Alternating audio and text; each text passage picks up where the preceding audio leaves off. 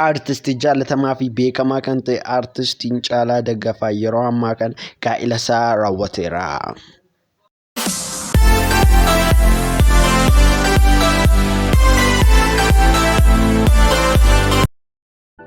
Ashama akkam jirtu maatiiwwanii fi hordoftoonni chaanaalii Boonii Baabaa har'ammoo viidiyoo kan biraadhaan walitti deebinee jirra. Viidiyoon irra qabadhe gaa'ela artistii keenya jaalatamaa Artistii Caalaa Daggafaa yommuu ta'u, warroonni chaanaalii keenyaaf haaraa taatan immoo sabiskiraayib gochuun gara maatii keenyaatti dabalama.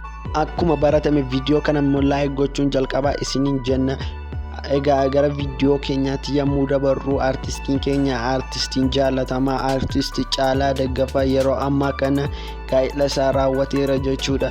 Gaa'elli isaa kan raawwate magaalaa Finfinnee hoteela Ilillii jedhamutti yommuu raawwate artistoonni bebeekamoo kanneen akka Galaanaa Gaaromsaa, Ittiiqaa Tafarii, Hawwii Tazarraa, Andu'aalem Gosaa fi artistoonni garaagaraa bakka argamanitti cidhisaa kun yeroo ammaa kana raawwatee jira jechuudha.